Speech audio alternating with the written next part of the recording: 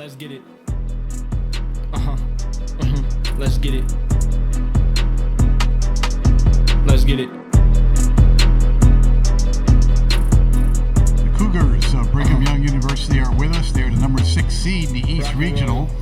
They're out of the Big 12 Conference. They will play Duquesne tomorrow at 11:40. Duquesne seeded number 11. The student body representing up here is Spencer Johnson, Jaxson Robinson, and Dallin Hall. And we're going to go straight to questions. And we'll start right here on the right-hand side. Thank you.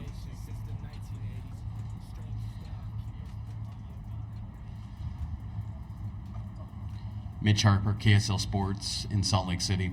Guys, just want to get your thoughts on settling in and into Omaha and getting ready for the stage. We'll start with Spencer and move to the right. It's been great. You know, we got here yesterday and had a good night's sleep. The hotel's awesome. Got out and had practice this morning in Creighton's practice facility, and we got after it, and just feels great to be here, man. We're excited. Yeah, going off what Spencer said, I think this is a new, environment for everybody. For the most part, Spencer and Trevin came, but I didn't really play. But I mean, everybody's super excited just to be able to get out here and compete against Duquesne. They're a great team, so just itching to get on the court. Yeah, we had a few fans show up to greet us when we got here, so we're excited. We're excited to get to work tomorrow. Right here on the aisle. Thank you. Spencer, I'll start with you on this, and anybody else who wants to chime in. And Tim Benz, by the way, from Duquesne Radio and Strip Live in Pittsburgh. You guys beat Central Florida, I remember, in a game where you won in the 60s. You don't play a lot of games under 70. Duquesne likes to live in that world. If Duquesne tries to approach the game in that regard and keep the score under 70, how comfortable are you guys in that context? And if they try to dictate it that way, do you try to ramp it up, or you just try to slug with them in that regard? Yeah, that's a good question. I think that, it's important for us to stay true to who we are as a team. We played a couple games in the 60s. It's not very common, but we're at our most comfortable when we can get out and run in transition and make teams play at our pace. So it should be interesting, and when it comes down to it, we just have to guard and rebound, and everything will take care of itself. Jaxson, go ahead with that same question, please. I mean, kind of like Spencer said, just making sure that we stay true to who we are. We live in transition. That's where we thrive. So making sure we get out and just not let the defense dictate what we do and just be the aggressor. That's what we focus on every single game. So just making sure we do that. Left-hand side, gentlemen. For Spencer, Greg Grubel, BYU Sports Network. You haven't really felt the buzz maybe necessarily yet, but can you reflect on the 2021 COVID protocol tourney that you were in and played in, and feelings of that and how that might compare to what you're in right now? Yeah, I mean, it was just it was so different. Like, we got there and we were all in a hotel, and I think every team had a floor that they were confined to in that hotel. Everything was indoors, so we'd walk to our practice facility, we'd walk to the games. Just so different. So to be here in March Madness and to have this experience is really cool, and we're excited to be here and just get some big time games rolling. We're on the aisle, then over here. NIGuys.com.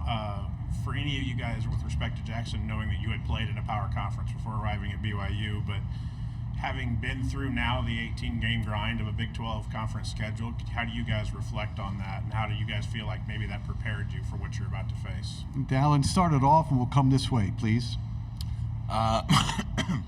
Obviously, yeah, playing in the Big 12 is a new experience. I loved it. It was a fantastic experience. We got challenged every single night.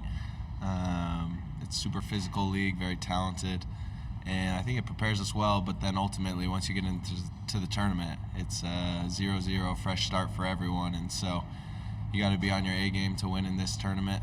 And so we're excited to step up to that challenge. Yeah, just like Dallin said, it's March. Everything's reset. It's 0-0, both teams. So just making sure that you don't dwell on the past or look at the past and just move forward. Every game's a new game. Duquesne's a great team, so I mean, the Big 12 was a great experience, great competition. I think us three guys and every one of my teammates live for moments like that, playing against the best competition in the country. But like I said, it's 0-0, so just making sure that we're focused on the now. Yeah, I agreed. Competition brings out the best in people.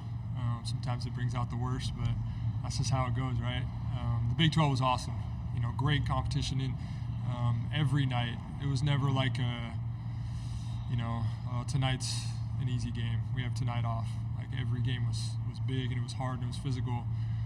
So I think it prepares us really well. You come into the tournament here and every team is really good, conference champions or just a really good team overall. So yeah, we're excited. For Dallin and Spencer, how important is it getting off to a fast start for your team to function at a high level? Dallin first, please. I think it's key. We saw, the difference it made against UCF, as well as Texas Tech. Obviously, like Jax was saying earlier, we want to make sure that we dictate what we do and not the other team, and we play our game. And so we believe we're prepared. We have a great coaching staff that prepares us well. We trust in one another, and if we lean into what we know makes our team special, we believe that we'll be good for the game. Well said. We'll go to a question here in the aisle. Jay Drew, Deseret News in Salt Lake City. Spencer, obviously Duquesne's coach is retiring after this. You guys have probably heard. Their players talked about how that is incentive for them, motivation. What kind of, first of all, can that be a factor on the court, that sort of thing? And then do you guys have any sort of motivation that is driving you guys? Yeah. No, I'm glad you pointed it out. I didn't know that. So I guess that could be motivating. I think for us, it's just motivating that we're here. Like, this is the first time for a lot of guys, and certainly the first time in a post-COVID or whatever you like to call it. So we're just excited to be here, man, and just to feel the environment and the atmosphere, and that's super motivating. And we've worked so hard this whole season, this whole off season, to put ourselves in a really good spot. And so now that we're here, it's like we did all that work, but now we're here, and it's time to really show out. Right here. Hi, Brady Oltmans with the Salt Lake Tribune. Jaxson, you've really thrived in that six-man role, especially this year. What is it about that role and coming off the bench that helps you kind of elevate your game to the status it has this year? Just doing whatever I can to help my team win, in whatever way that is. Coach just wanted me to make sure that whether I'm coming off the bench or starting, that I just focus on winning, and that's what I'm all about. So the accomplishment, something I'll remember for the rest of my life, but what matters to me is being in this tournament and winning with my guys. Left side, gentlemen. Greg Rubel, BYU Sports Network. Again, for any or all, does Duquesne remind you of a particular team in the Big 12, or are there individuals that in prep you're looking like he plays like this guy or that guy, anything like that in your prep? Dallin first, Jaxson second. I think they're a unique team with pieces from a couple of teams that we've played, like TCU, Texas Tech. Obviously, they have their own style and their own attributes, but there's a couple pieces from those teams we've played, and they're a skilled team with skilled players, and yeah, I don't know if there's an exact team that I'd pin them as. Yeah, going off of what Dallin said, I think they got a little bit of a few different teams, especially defensively. They're a great defensive team. And there is a lot of great defensive teams in our league. So just combine a few teams. But, I mean, like Dallin said, they're unique. They like to get out in transition when they get the opportunity. If they don't, they want to slow the ball down, run a set play. So that's a little bit different than what we're used to in the Big 12. But I'm pretty confident in our our defensive ability just to stay locked in for all 30 seconds and hopefully get a stop and a rebound.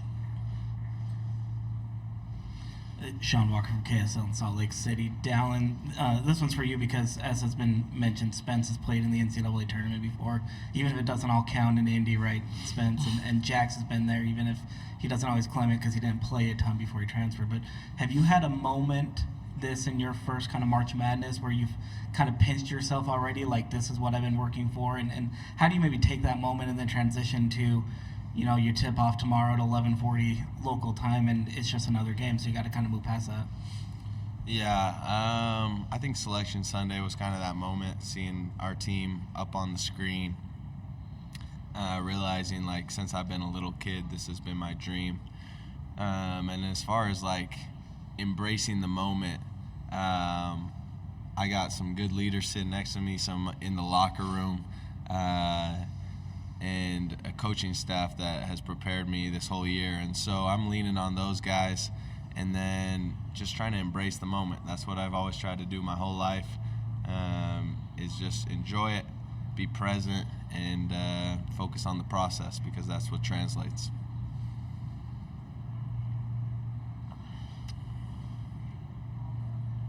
Anything else for the Cougars? Right here in front.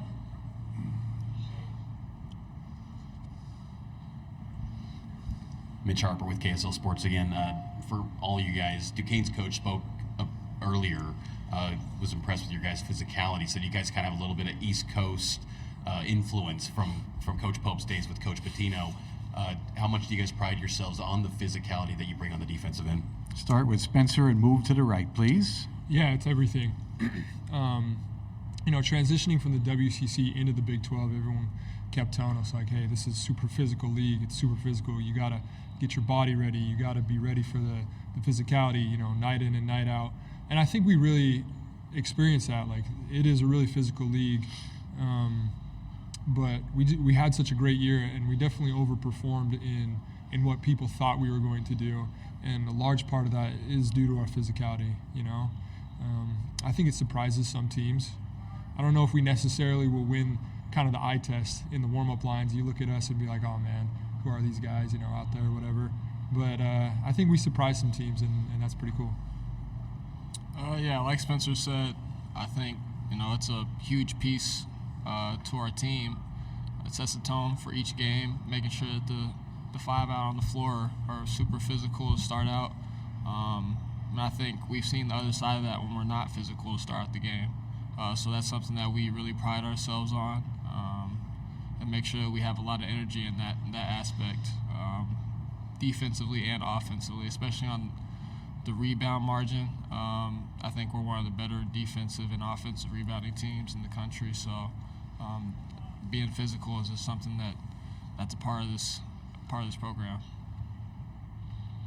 Yeah, I'll just, you know, harp on what Dave said is we call it the combat zone, and our physicality in that area inside the three-point line is what helps us win when it comes to rebounding, when it comes to making sure we own that space.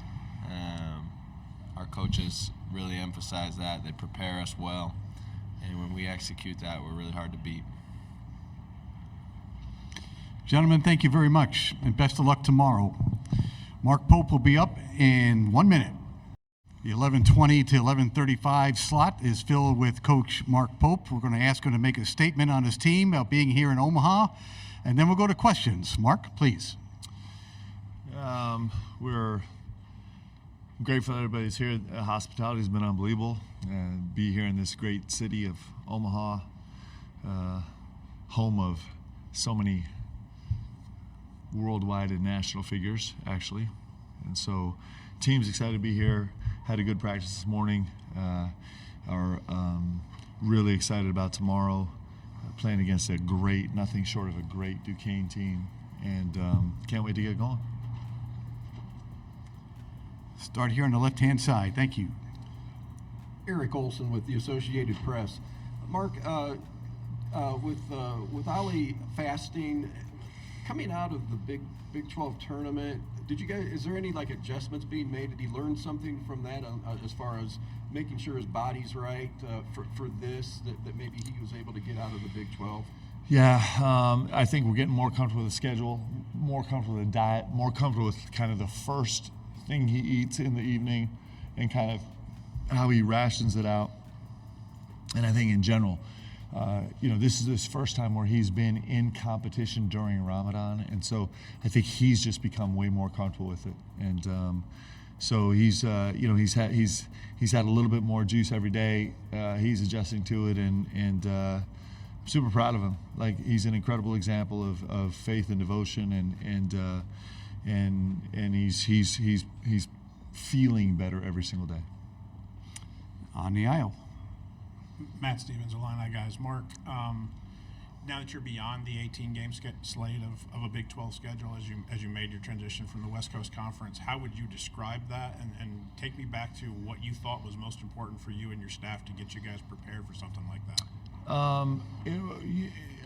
Before we jumped into the Big 12, I always used to say it was terrifying, just the prospect of it. And after the 18 games, I totally concur with that assessment. It's terrifying. But it's also awesome. It's just, as a competitor, it's what you dream about, is the opportunity to play against great teams every single night. And listen, there's a lot of great teams around the country in all different conferences at all different levels. It just so happens the Big 12 just has a bunch of them stuffed together in the same collection where you see them every single night. I'm really proud of my staff. Those guys have been at it for the last 2 years, trying to prepare, figure out how we could carve out just our own little niche in that league and find a way to survive. And we'll continue to grow in that process, but I'm really proud of what the staff and certainly our players were able to accomplish this year in our first year, and hope to continue to grow in that way. Right here in front, and then we'll go on the aisle here. Gina, thank you. Mitch Harper, KSL Sports in Salt Lake. Mark, how would you assess the preparation and readiness of the team entering this moment that they've been chasing for years? Yeah, I feel we feel good. We haven't changed a lot. We really don't believe in reinventing the wheel, rolling to the tournament, because this is what we've been preparing for all season long. I think our guys are loose. I think they're full of energy. Certainly they're going to feel all of the juice that comes with playing in this tournament. But I think they're pretty prepared to deal with those emotions. And I think we're just so eager to kind of race out and kind of jump in the fray of this tournament and see what we can do. I feel like our guys are in a good spot. Mark, Tim Benz from Duquesne Radio, also from Trib Live in Pittsburgh. Regarding Clark and Day Grant of the perimeter, obviously the offense largely goes through them. From a defensive standpoint for you guys, how do you best account for those two? And then in terms of the inside game that they also add, what do you look for them? Because Coach Dambrot has said they're an outside-in team, which is not what he usually has. Yeah. Those two guards, I have no idea how to slow them down, actually. So we'll just see if we can do our best. They're explosive. They score at all three levels. They make plays for their teammates in huge ways. They can make plays off the bounce. They can make plays off the catch. They can make plays cutting.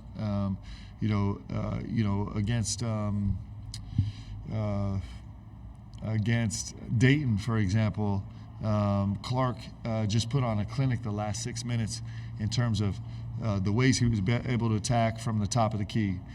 He was able to attack and get downhill and score on his own, able to attack, get downhill, suck in the dunker spot, and earn his teammate a layup, get in the lane, make a second move, and kick it out for three. Made a step back three in that space. He's kind of in 4.5 minutes kind of showed the whole collection of what you would ask from a point guard, and was probably better on the defensive end in that game than he was on the offensive end. And so they have a really, really special backcourt. Both those kids are really special, but maybe even more of a defining feature of the team to us is their physicality at every possession. They challenge every single pass, every single catch, every single bounce. They move bodies. They're relentless. They're in a stance for 30 seconds every single defensive possession, all 5 guys. So as good as those guards are, what coach has done in terms of getting his team to buy into the physicality and the consistency of effort and kind of ball hawkishness DNA of that team is pretty special. It's a terrific team. Jay Drew from the Deseret News in Salt Lake City. Mark, a lot of people are talking about the clash of styles. How do you think you've fared against kind of these grinding, slow-down teams throughout the course of the season? It's hard to characterize teams because Duquesne will get out and run. When they have opportunities off steals, off misses, off opportunities, they get out and run as good as anybody in the country. Clark getting to the rim kind of on his own. We have so many clips of him dribbling through a whole team to get to the rim, and Day is most dangerous actually maybe as a catch and shoot 3 guy in transition. So they'll push the pace a lot. I think the reason maybe sometimes the game feels a little slower is because they're so relentless on the defensive end. They're so physical. They're so scrappy. They're so dialed in. And hopefully we've seen some teams that play like that. We've played against some great defensive teams. We certainly have some that we played against in our league and in our non-conference, but they definitely pose a challenge for us, and certainly the pace of the game is going to be something we're going to have to deal with. The pace of the game, not just pace of the game is not just running up and down across half court. Pace of the game is also in the half court against a really, really physical defense that's going to kind of hold and scratch and claw and try and slow down cuts. It's being physical enough to actually finish your cut and get through cuts and not be slowed down and not take the easy way out on a cut. So the pace of the game is still going to be a massive point of emphasis, even if that doesn't mean we're flying over half court every 15 seconds. We're going to back, and then we have 2 questions up here. Gina, go. Greg Grubel, BYU Sports Network. First up, I do count you among the nationwide and worldwide luminaries from Omaha. There we go. So you know. I appreciate that. Yeah. If you guys looked at the list, we all know the list, right? You and Warren Buffett primarily, and then Warren Buffett, The Godfather, Malcolm X, Bob Gibson. I mean, the list of Omaha, I'm telling you. Fred Hoiberg. Yes, the mayor. Fred Hoiberg. Okay. You had a tournament-worthy team that didn't get to play in 2020. Then you had a COVID version in 2021. How maybe refreshing or invigorating is it to be in a kind of fully loaded March Madness experience with your team? Yeah, we're really grateful to kind of for these guys to get to feel it. I have 2 players on this team that were in our COVID year NCAA tournament team, and if you guys remember, it seems like it was a decade ago, but going to India and being in that hotel and being tested 17 times a day for a week before we could even get on a practice floor was just it was a different experience. It was necessary, and we're so grateful for all the precaution that was taken and for the opportunity to actually go compete.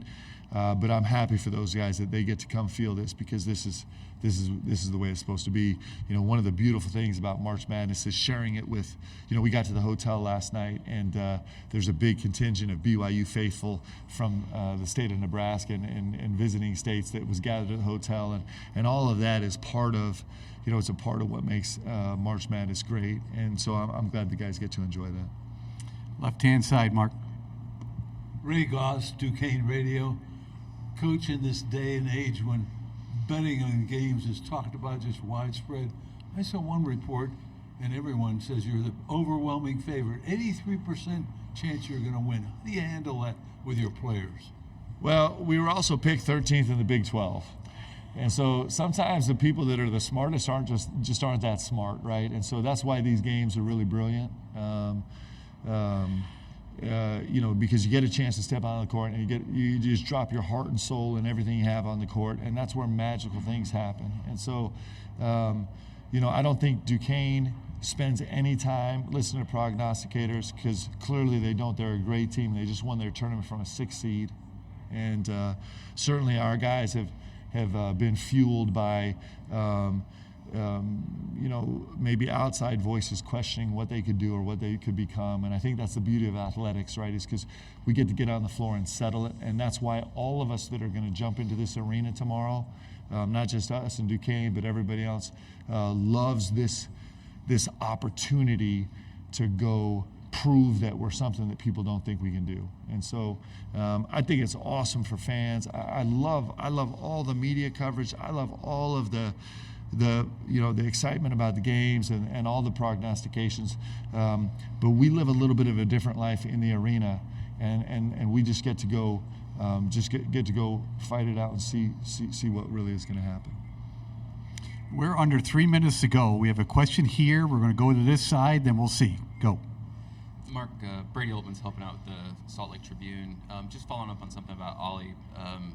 How are your feelings on how the NCAA handled it? Like, would you have rather have had a night game as opposed to an early game with him, with his diet and Ramadan regimen? Yeah, we're a pretty faithful organization, and so I think the NCAA, I wouldn't expect them to kind of address this issue for us at all, which is fine. I think part of the built-in part of faith is that you kind of press forward with your acts of devotion, and it's inherent in that you have faith that God's will is going to be done. And so I don't think Ollie's asking for any handouts. I don't think any of our players kind of in their faith walk are asking for any accommodations or handouts. I think that kind of defies the point of it one of the beautiful things about acts of devotion, which all of our guys on our team are incredibly familiar with, is that you kind of put your offering on the altar, so to speak, the figurative altar, and then you trust that that God's will is going to be done, and that's pretty special. I think Ollie definitely lives in that space, and he's a believer. We've said this a lot. We're a team full of believers, and so we're not necessarily looking for unique accommodations. Final question right here on the right. Sean Walker from KSL in Salt Lake, Coach. I don't really know how to transition away from that, but I did want to ask you about your point guard, Dallin. Yeah. I tried to pull up some numbers to look smart here, and I'm surprised that he's not playing 36 or 37 minutes a night. Just how has he performed down the stretch of the season for you, especially when it feels like he doesn't come off the court so much? Yeah, Dallin is like so many of our guys, has put together a really special season, and it hasn't been it hasn't been perfect, thank goodness, because that would be so boring. But he has a unique ability to raise up in crucial key moments and settle our team and make big plays. What he's done in terms of a ball control point guard, facing what he's faced all season long, knowing that he's such a key guy to our roster with teams trying to attack him has been extraordinary. And for him to do it as a sophomore, is still a very, very young player. It really is incredible to watch him and our other players grow, even from the beginning of the season, the growth you've seen, and certainly from last year, the growth we've been able to see. And Dallin is certainly on that train too. He's had a terrific year, and he's really hungry to find some way to put together a great performance tomorrow and try to keep playing this game. Thank you, Mark. Best of luck tomorrow. Appreciate you guys.